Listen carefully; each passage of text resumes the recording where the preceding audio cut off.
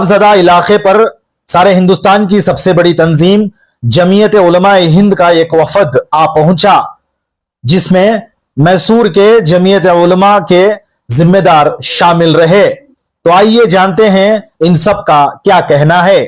अस्सलाम वालेकुम। वालेकुम सलाम रहमतुल्लाहि व बरकातुहू। सर 2018 में यही वायनाड में एक थाना हुआ था जहां पर कई घर बर्बाद हो चुके थे, जमीन बोस हो चुके थे। उस वक्त जमीयत उलमा की जानिब से उनकी बात-आबाद करने के लिए घर की तामीरात करके दिया गया था। सर आज दोबारा यहाँ पर यही हालत पेश आए हैं। सर आप क्या कहेंगे? सर मुझे खुशी है कि आप जमीयत उलमा हिंद को याद रखे हुए हैं।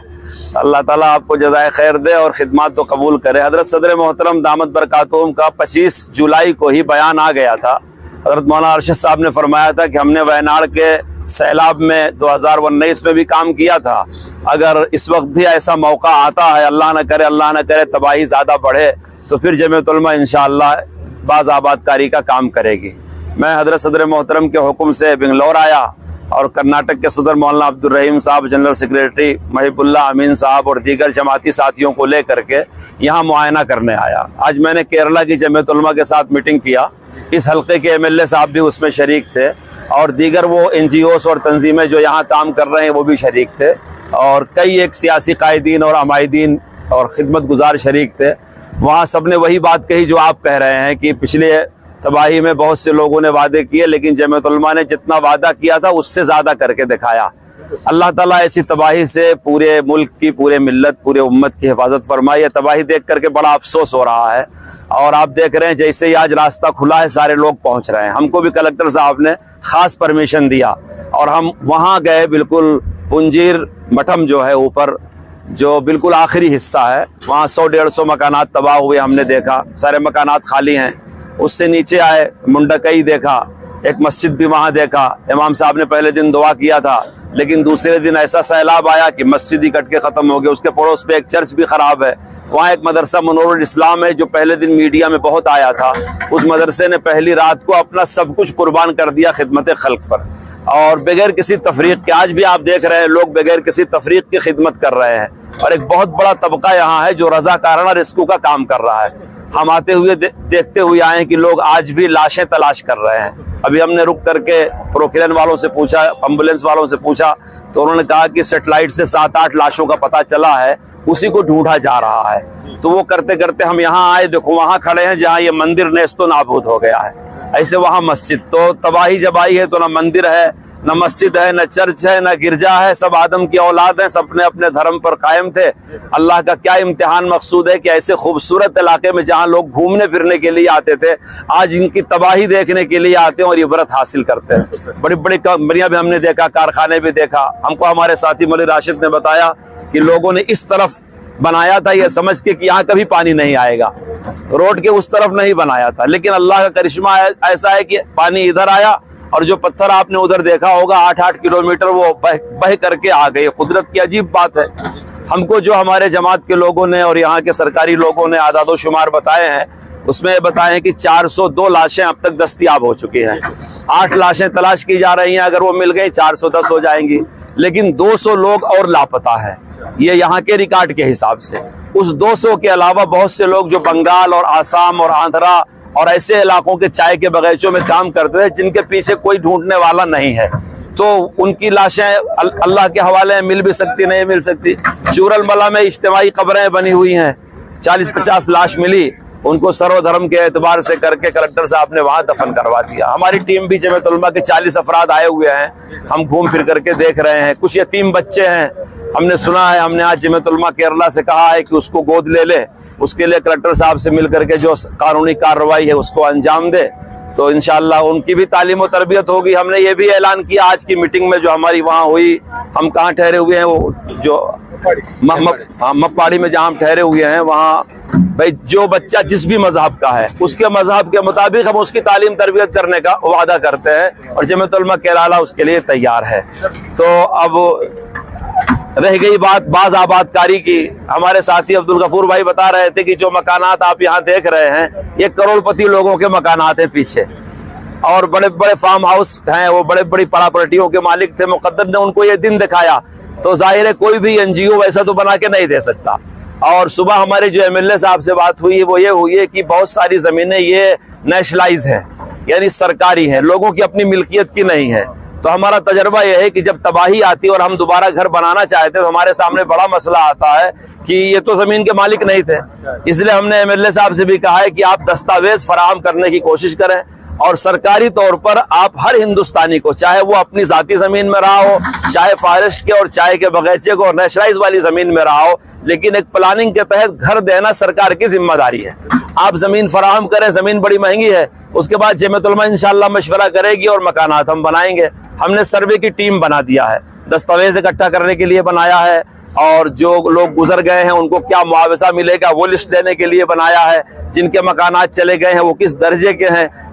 सरकार भी सर्वे कर रही है, एक जज साहब इसके लिए बनाए गए हैं जिम्मेदार, लेकिन जमीयत उलमा के वर्कर्स भी ये सर्वे कर रहे हैं। इस सर्वे के बाद हम आज की ये रिपोर्ट जो हमको जमीयत उलमा केरला पेश करेगी, हम दिल्ली में हजरत मौलाना अरशद साहब दामत बरकातुहुम के पास रखेंगे। हमारी वर्किंग कमेटी है, अपना बजट बनाएगी और अल्लाह करे कि हम केरला की खिदमत कर ले जाएं, पहले से ज़्यादा कर ले जाएं। आपसे भी दुआ की दरख्वास्त है। अभी कुछ कहना कि हम कितना प्रोजेक्ट लगाएं कबल अज़ वक्त है, लेकिन जो भी होगा इंशाअल्लाह बड़े पैमाने पर जमीयत उलमा की तरफ से होगा, आप उसको वक्त पर देख लेंगे। हज़रत वाला आपने जो जायजा लिया है, क्या केरला हुकूमत के जो काम है क्या आप उसमें मुतमईन हैं? अल्हम्दुलिल्लाह, पहले दिन जो अचानक आफत आई थी और फिर बारिश आई तो हमने सबसे पहले तो इन हुकूमत के अहलकारों को ताज़ियत पेश किया। दोबारा इतनी अचानक खिदमत जो इन्होंने फराहम किया उस पर हमने इनका शुक्रिया अदा किया। वाकई तबाही बहुत बड़ी है, लेकिन एक इंसान के बस में इससे ज्यादा कुछ नहीं हो सकता। आप आज भी देख सकते हैं कि सब लोग लगे हुए हैं। सरकार कितनी भी बड़ी हो वो पब्लिक से बेनियाज नहीं हो सकती, बहरके पब्लिक की मोहताज है। आज भी आप जो लिबास और ड्रेस में लोगों को देख रहे हैं, इसमें सरकारी अमले के साथ साथ पब्लिक भी बहुत ज्यादा है। तो सरकार का भी शुक्रिया अदा होना चाहिए और पब्लिक का भी होना चाहिए, दोनों ने मिल करके काम किया है। जिस तरह शहर मैसूर से जो हमारे अरशद हजरत हैं, उनकी जानिब से जो वफद के साथ आप आए हुए हैं, तो उनके लिए क्या कहना चाहते हैं? खुसूसन हमारे कर्नाटक में जो मैसूर शहर है वहाँ पर जो है सारे मिलकर जो है ये काम अंजाम देने का जो सोचा। हमने ये बात आज की मीटिंग में रखी है, सबके लिए बात रखी है कि देखिए काम के 3 स्टेज होते हैं। पहला मौका ये होता है कि आप खाना खिला दो, कैंपों में पहुंचा दो, फर्स्ट एड का काम कर दो, इलाज करा दो।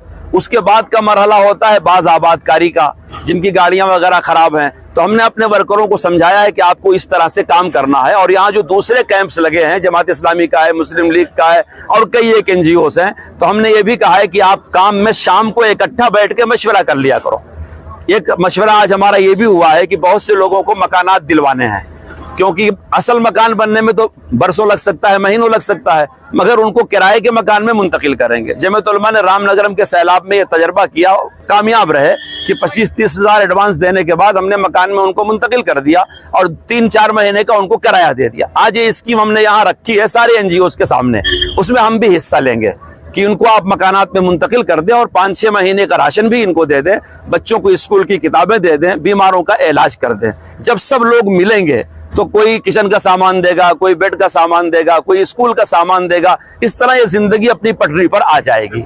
अकेले किसी से कुछ नहीं हो सकता। आपने मुतासिरीन से जाके मुलाकात की? जी किया, हमने 3 मुतासिरीन से करीब से मुलाकात किया, उनका दुख दर्द सुना और जमीयत उलमा की तरफ से नकद हमारे पास जेब में थोड़ा सा पैसा था, हमने उनको 15-15 हज़ार रुपया बहुत शर्मिंदा होकर पेश किया कि हम आए थे जायजा लेने और इतना हमारे पास नकद है, आप कबूल कर लीजिए। और शाम तक हम घूम रहे हैं, हम और भी मुतासिरीन को कुछ नकद मदद करके ही जाएंगे। जिस तरह माहौल है हमारे हिंदुस्तान का, उस माहौल में हम जो रह रहे हैं, अब जाकर ये जो हादसा पेश आया, क्या ये वाकई हमारे लिए इबरत का सबक हासिल? देखिए, हमारी जिंदगी का हर कदम भाई हमारे लिए इबरत ही है।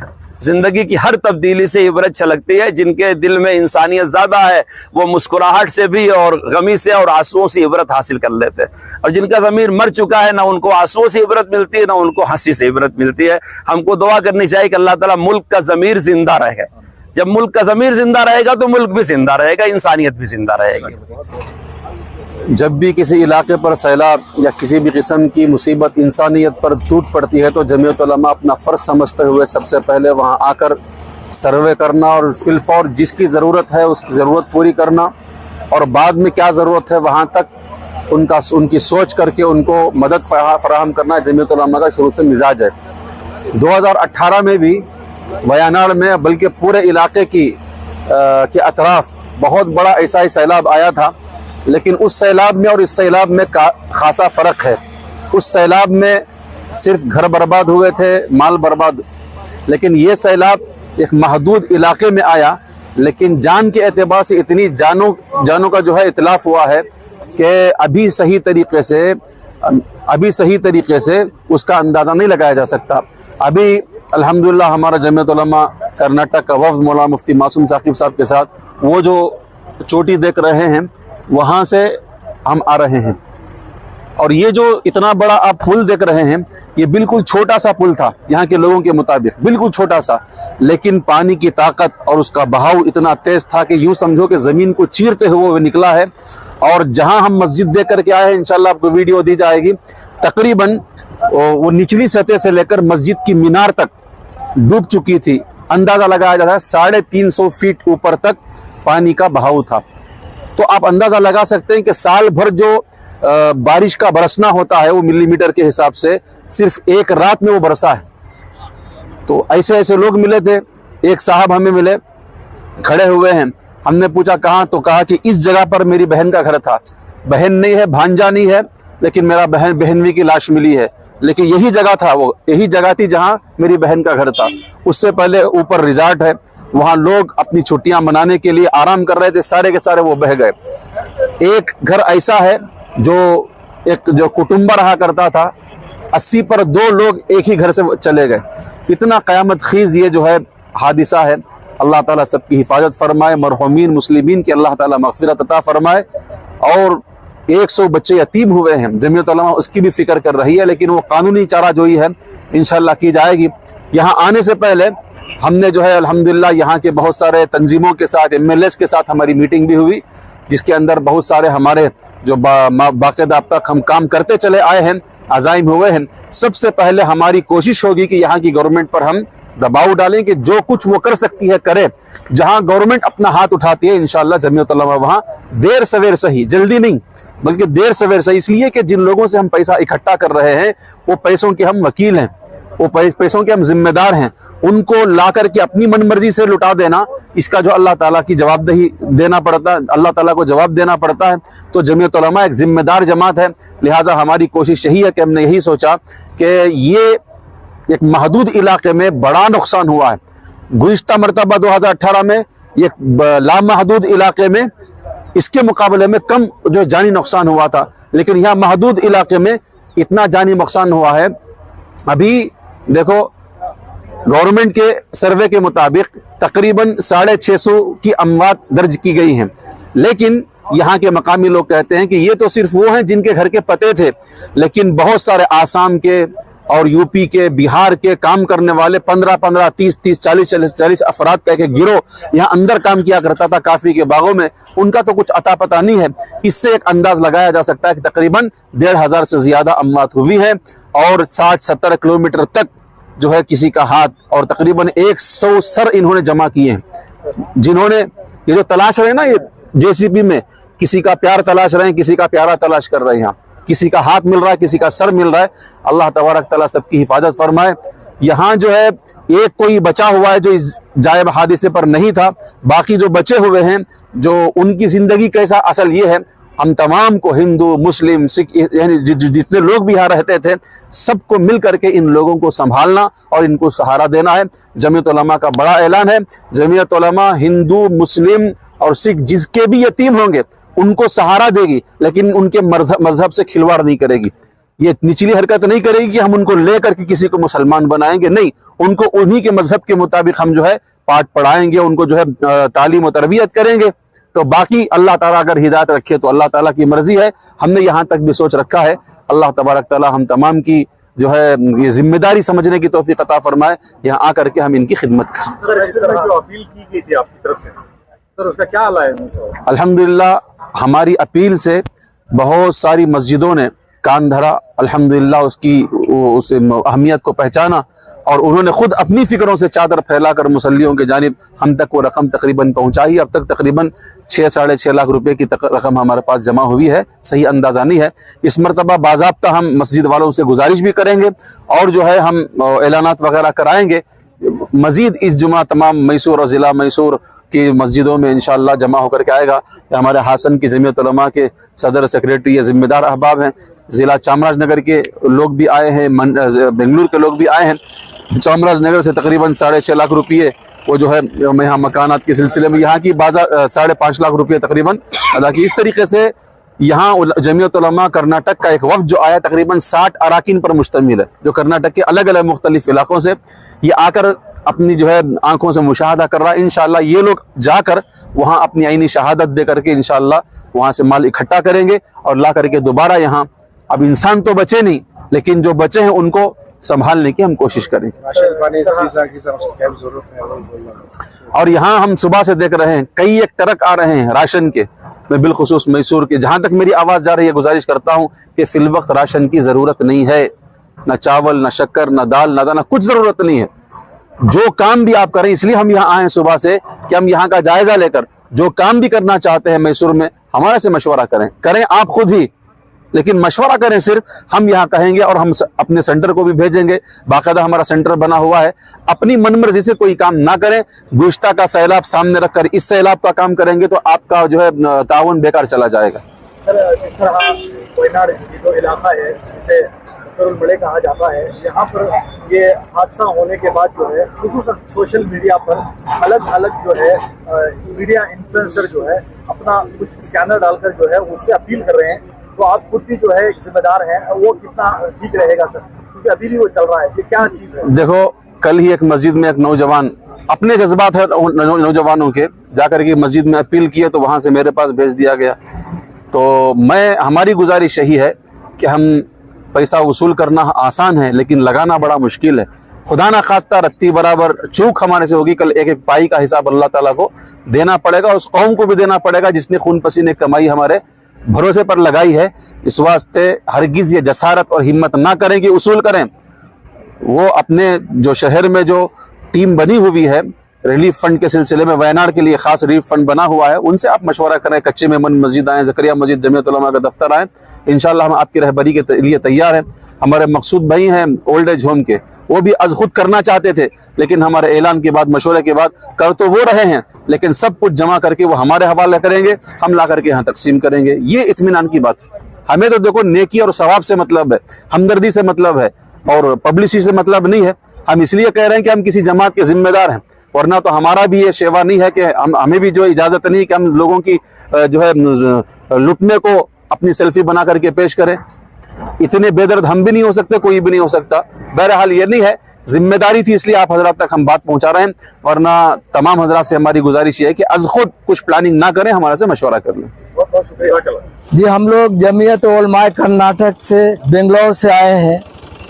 हम तकरीबन 40 उलमा कराम आकर हैं और जमीयत उलमा हिंद के जो सदर हैं हज़रत मौलाना अरशद मदनी साहब दामत बरकातहुम, उनके ही हुक्म पे कर्नाटक के जमीयत के सदर सेक्रेटरी यहाँ आए।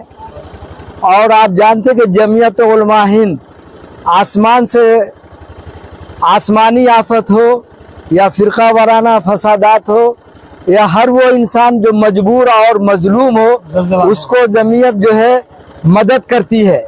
इससे पहले आपने देखा 4 साल पहले वायनाड में, इससे पहले देखा 4 साल पहले वायनाड में जो सैलाब आया था 2018 में, तो हम लोगों ने यानी जमीयत उलमा हिंद ने 150 मकान, 150 हाउस को मुकम्मल ये रिनोवेशन किया, मरम्मत किया, टूटा फूटा जो था उसको दुरुस्त किया और बहुत सारे नए मकान बनाकर भी हम लोग दिए। इसी तरह सिद्धिया रोड में भी जो है 40 मकान जो है सिद्धापुर फूट गए, वहाँ भी 40 मकान हम नए बना रहे हैं, जिसमें 18 दे दिया और बाकी और देना है, काम फिनिशिंग है। हम लोग बेंगलोर से पूरे कर्नाटक के जो प्रेसिडेंट, सदर, सेक्रेटरी, मेंबर सब आकर हैं, मैसूर से भी आकर है, चामराजनगर से भी आकर है और जमीयत उलमा के सदर भी, जनरल सेक्रेटरी अब्दुल रहीम साहब, मुहिबुल्लाह अमीन साहब और पूरे ऑल इंडिया जनरल सेक्रेटरी मुफ्ती मौलाना मासूम साकिब साहब, वो भी तशरीफ लाए जो भी थोड़ी देर में आने वाले हैं। हम लोग जायजा ले रहे हैं। इंशाल्लाह हमारे बड़ों का जो हुक्म होगा, हम आपस में बैठकर कितना घर बनाना है, कितने घर को रिपेयर करना है, मरम्मत करना है, हम आपस में मशवरा करके काम करेंगे। और ये जितने भी मजलूम और जितने भी मजबूर लोग हैं उनकी मदद करेंगे, और हम इंसानियत के प्लेटफार्म से करेंगे। हिंदू, मुस्लिम, सिख, ईसाई जितने भी हजरात सैलाब से मुतासिर हुए, तमाम को जमीयत उलमा हिंद मदद करती है। मजहब का कोई भेदभाव नहीं होता है, और इसी नाम से जमीयत जानी जाती है कि इंसानियत के नाम पे जमीयत काम करती है। इसलिए हम लोग जो है कर्नाटक के जो हमारी जनरल जितने भी लोग हैं, तमाम लोग हम यहाँ आए हैं। वोट मिला है, बहुत बच्चे बच्चियाँ छोटे छोटे यतीम हो गए हैं, तो इंशाअल्लाह हम जो बच्चे यतीम हो गए उनको हम अडेप्ट करेंगे और उनको अच्छे एजुकेशन देंगे उनके मजहब के मुताबिक। अगर ईसाई का बच्चा है तो ईसाई मिशनरी में हम लोग का जमीयत काम करेगी, और वहाँ उन बच्चों को तालीम के लिए जो खर्च है वो देंगे। अगर वो हिंदू बिरादरान वतन हिंदू भाई के बच्चे हैं तो उनके मजहब के मुताबिक हम लोग एजुकेशन उनको देंगे, और जमीयत किफ़ालत करेगी और खर्चा देगी। जो भी बच्चे जो भी मजहब से होंगे, हम लोग इंसानियत के बुनियाद पर उसको देखभाल करेंगे और तालीम देकर बड़ा बनाएंगे।